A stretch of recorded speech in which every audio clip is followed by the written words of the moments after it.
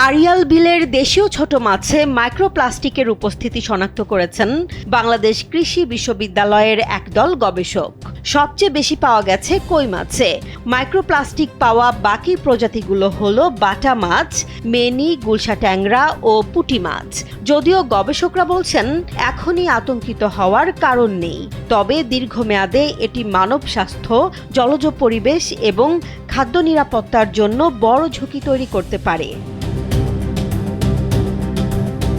গবেষণার প্রধান গবেষক ও বাংলাদেশ কৃষি বিশ্ববিদ্যালয়ের ফিশারিজ ম্যানেজমেন্ট বিভাগের অধ্যাপক ডক্টর মোহাম্মদ শাহজাহান জানান, 2024 সালের বর্ষা, 2024-25 সালের শীত এবং 2025 সালের শুষ্ক মৌসুমে আড়িয়াল বিলের 5টি এলাকা থেকে পানি, পলিমাটি ও মাছের নমুনা সংগ্রহ করা হয়। পরীক্ষায় ছিল কই, বাটা, মেনি বা নান্দিনা, গুলশা ট্যাংরা এবং পুঁটি মাছ।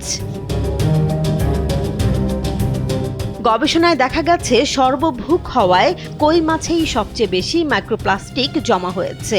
শুধু অন্ত্রেই নয়, কই মাছের মাংসপেশি এবং ফুলকাতেও প্লাস্টিক কণা পাওয়া গেছে। কইয়ের পর সবচেয়ে বেশি পাওয়া গেছে বাটা মাছে, এরপর রয়েছে মেনি ও গুলশা ট্যাংরা। সবচেয়ে কম মাইক্রোপ্লাস্টিক শনাক্ত হয়েছে পুঁটি মাছে। অর্থাৎ আমরা যে মাছ প্রতিদিনের খাবারের অংশ হিসেবে খাই, তার মধ্যেও এখন প্লাস্টিকের ক্ষুদ্র কণা প্রবেশ করছে।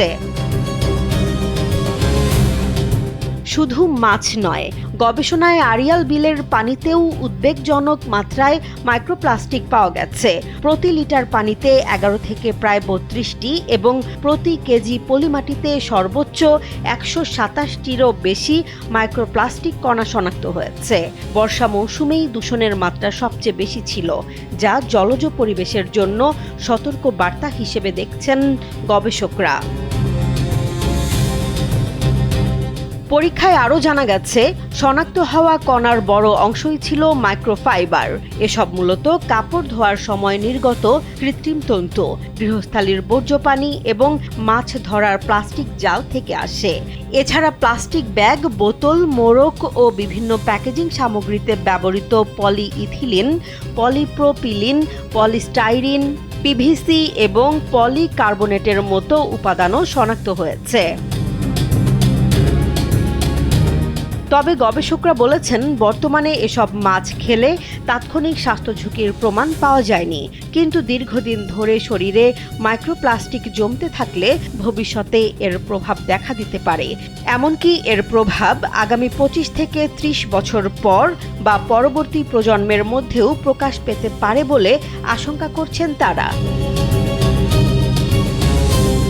তাই গবেষকদের মতে এখন আতঙ্ক নয়, প্রয়োজন প্লাস্টিক দূষণের উৎস নিয়ন্ত্রণ করা, গৃহস্থালির প্লাস্টিক বর্জ্য সঠিকভাবে ব্যবস্থাপনা, জলাশয়ে প্লাস্টিক ফেলা বন্ধ এবং পরিবেশ বান্ধব বিকল্প ব্যবহারের মাধ্যমেই এই ঝুঁকি কমানো সম্ভব। কারণ আজকের পরিবেশ দূষণই আগামী দিনের খাদ্য ও জনস্বাস্থ্যের জন্য সবচেয়ে বড় চ্যালেঞ্জ হয়ে উঠতে পারে। জেসমিন জাহান, কালবেলা।